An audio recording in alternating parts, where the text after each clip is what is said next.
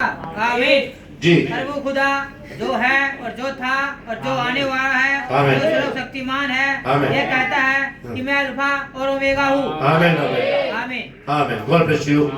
तो यहाँ बड़ी सामर्थ के साथ देखो वह बादलों के साथ आने वाला है, हर एक आंख उसे देखेगी, वर्ण जिन्हें उसे भेदा था वे भी उसे देखेंगे और पृथ्वी के सारे खुल उसके कान छाती पीटेंगे। हाँ आमीन। तो ये जिन्होंने भेदा था प्रभु को, तो वे कौन लोग हैं? यहूदी। God bless you.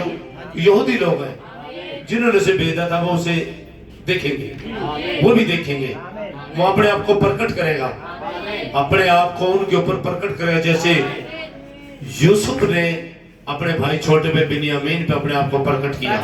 आमीन।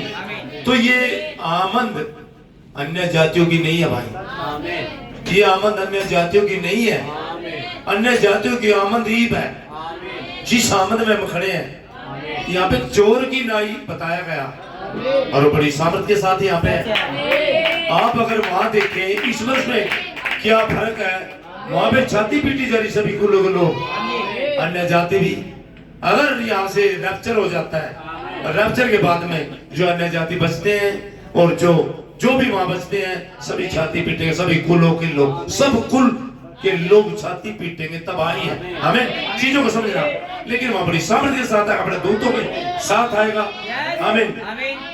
यहाँ पे बादलों और जिन्होंने भेदा है, जिन्होंने, पढ़िए दोबारा से साथ से, जिन्होंने उसे भेदा है, देखो वह बादलों के साथ आने वाला है। आमीन। और हर एक आंख उसे देखेगी, हर एक आंख, सभी जी इतनी सामर्थ्य के साथ आएगा, हर एक आंख उसे देखेगी। आमीन। जिन्होंने उसे भेदा था, जिन्होंने उसे भेदा था, वे भी उसे देखेंगे, वो भी उसे देखेंगे। आमीन। और पृथ्वी के सारे कुल हाँ। उसके कारण छाती पीटेंगे। पृथ्वी के सारे कुल छाती पीटेंगे। ये आमद भाई, ये 3.5 साल की आमद है। आप भ्रमित क्यों हो रहे हो भाई? किस भ्रम में आप पड़ रहे हो? आप ये आमद जो नबी के मौसम पे आमद है, जो गर्जनों के साथ आया, ये गुप्त आमद है, और ये गुप्त आमद है ताकि दुल्हन को एक सब्र ग्रहण दे सके। वो वचन वो कलाम खुल चुका दुल्हन के पास 7 गर्जनों के शब्द में। ये आमद गुप्त है, ये चोर की नाई है, चोर नहीं, चोर की नाई गुप्त आमद है। वो आमद में इसमें क्या फर्क है? आमीन। मैं सीधा संदेश में चलूंगा, फटाक से निकाल ले। गॉड ब्लेस यू जी।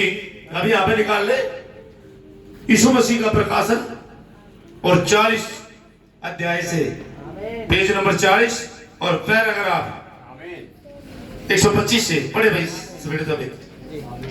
वह आ रहा है, यीशु आ रहा है, खुदा आ रहा है, आ रहा है, महायाजक और महाराजा आ रहा है। आमीन। जो सब कुछ में का सब कुछ है। आमीन। वो आ रहा है, आ रहा है। हाँ प्रभु जल्दी, आमीन। यीशु जल्दी आए। आ रहे। वो आ रहा है। आमीन। वह बादलों में आ रहा है, आमीन। महिमा के बादलों पर, जैसा कि रूपांतरण के पर्वत पर दिखाई दिया था। आमीन। आमीन। और उसके वस्त्र चमकने लगे थे। आमीन। जब खुदा की सामर्थ्य ने उसे पूरी तरह लपेट लिया था। आमीन। और प्रत्येक आंख उसे देखेगी। प्रत्येक आंख उसे देखेगी। इसका मतलब है हाँ। कि ये रैप्चर नहीं है। नहीं भाई, ये रैप्चर नहीं है, सच है। ये तो रैप्चर पहले हो चुके होगा, ये तो दुल्हन जा चुकी होगी, ये रैप्चर नहीं। आगे बढ़ फटाक से जी। हालेलुया जी। यह तब होता है हाँ। जब वह संसार के महाराज की अपनी सही जगह को लेने आता है। आमीन। यह तब होगा जी। जिन्होंने उसे भेजा था, जी। अपने धर्म मतों हाँ। और डिनोमिनेशनों की शिक्षाओं हाँ। से मातम करेंगे। जी। और सारे लोग भय से विलाप करेंगे। आमीन। उसके कारण जो स्वयं वचन है। आमीन। आमीन। जी। यह जकरिया के प्रकाशन की कथा है। जी। जकरिया ने 2500 साल पहले इसकी हाँ। भविष्यवाणी की थी। आमीन। यह बस अब होने ही वाला है। सुनिए जी। आमीन। सुनिए, और यह उस दिन में घटेगा आमीन। कि मैं उस हर एक राष्ट्रीय को बर्बाद करूंगा जी। जो यरूशलेम के विरुद्ध आएगा। आमीन। हर एक राष्ट्र को बर्बाद करूंगा जो यरूशलेम के विरुद्ध आएगा। ये तो भाई 3.5 साल की आमद है। फिर इस सामत को क्यों नहीं आप देख पा रहे हो? क्या आप तो नहीं अंधे कर दिए जैसे उन्हें अंधे कर दिया था जब उन्हें अपने ही पिता को अपने प्रभु को, अपने स्वामी को क्रूस पे चढ़ा दिया था। क्या आज तो नहीं अपनी अकलों में आप फंसे हो?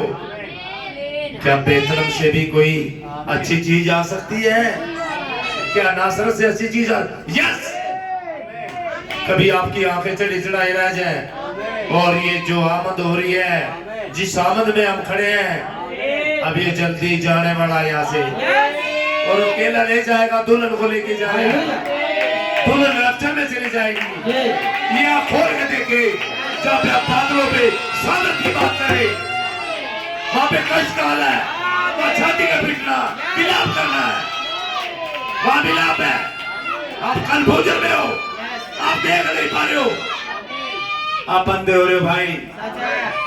खुदा दया करे कि आपकी आंख खुल जाए और आप पहचान ले उस मसीहा को, क्या जो मसीहा आया हुआ है वो अपने वचन के मुताबिक आया हुआ है। अच्छा, नबी जा चुके हैं तो क्या आत्मा भी चला गया? आत्मा तो यही है ताकि जुड़े को इकट्ठे कर सके, उस दुल्हन को इकट्ठा कर सके।